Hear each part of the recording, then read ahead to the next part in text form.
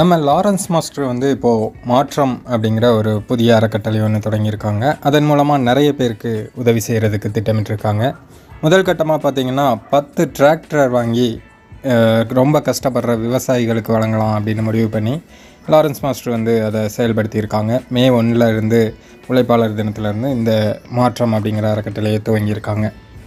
இந்த மாற்றம் அப்படிங்கிற அறக்கட்டளையை லாரன்ஸ் துவங்கி ஏழை மக்களுக்கு உதவணும் அப்படின்னு நினச்சதுக்காக தலைவர் ரஜினிகாந்த் அவர்கள் லாரன்ஸ் அவர்களுக்கு ஒரு வாய்ஸ் மெசேஜ் ஒன்று அனுப்பி வாழ்த்து சொல்லியிருக்காங்க. அதுக்கு லாரன்ஸ் அவர்கள் வந்து நன்றி தெரிவித்து ஃபேஸ்புக் பதிவு ஒன்று போட்டிருக்காங்க.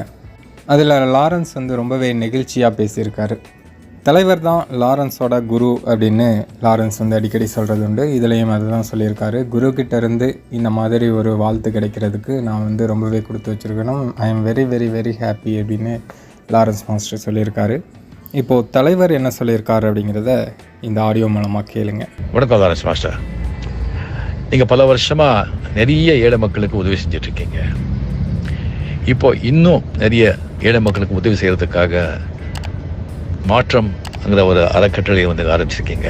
இதன் மூலமாக நீங்கள் வந்து இன்னும் பல ஆயிரம் ஏழை மக்களுக்கு உதவி செய்யணும்.